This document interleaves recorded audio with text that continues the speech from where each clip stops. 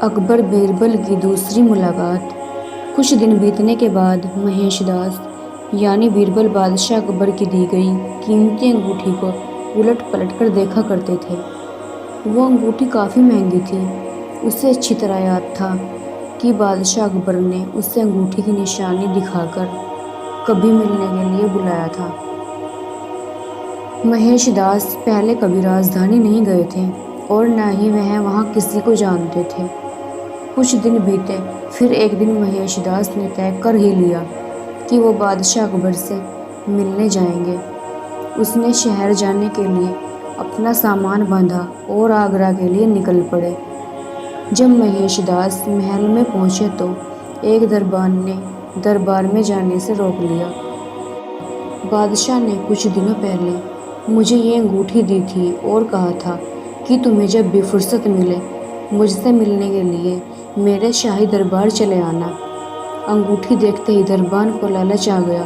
उसने सोचा कि बादशाह का कोई खास है, इसे इनाम जरूर मिलेगा, क्यों न तू इनाम का आधा हिस्सा ले। उसने महेशदास से कहा, सुनो भाई, मैं तुम्हें एक ही शर्त पर दरबार में जाने दूंगा।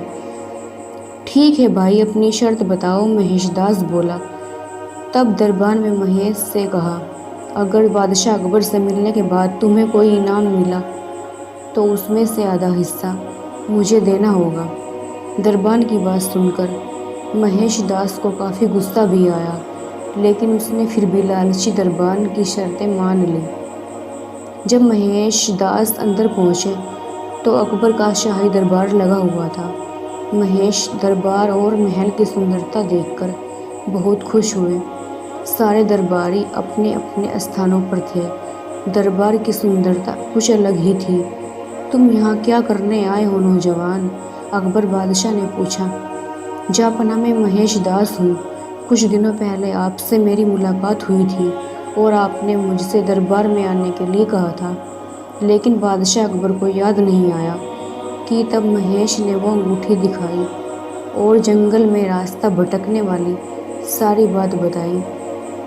और अंगूठी देखते ही बादशाह अकबर को याद आ गया कि वे किस तरह शिकार खेलते हुए जंगल में रास्ता भटक गए थे और महेशदास की हाजिर जवाबी के कारण उसे अपनी अंगूठी देते हुए उन्होंने शाही दरबार में आने को कहा था। बादशाह अकबर महेशदास को अपने सामने देखकर बहुत खुश हुए।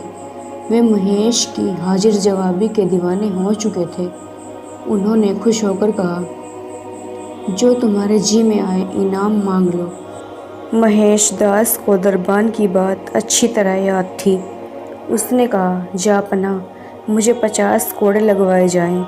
ये सुनकर सभी दरबारी हैरान रह गए। बादशाह अकबर समझ गए थे कि महेशदास की इस बात में भी कोई राज छिपा हुआ है। जब महेश को 25 कोड़े लग गए तो उसने दरबारी को रोक दिया। फिर उसने दरबान वाला किस्सा सबको बता दिया। ये बात सुनकर बादशाह अकबर को बहुत गुस्सा आया।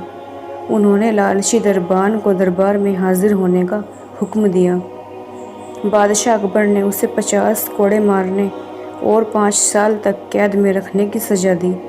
बादशाह अकबर ने महेशदास की समझदारी तथा हाजिर जवाबी से खुश होकर उसे अपना दीवान बना दिया और बीरबल के नाम से पुकारने लगे। दरबान को अपने लालच का फल मिल गया और महेशदास बीरबल के नाम से प्रसिद्ध हो गए।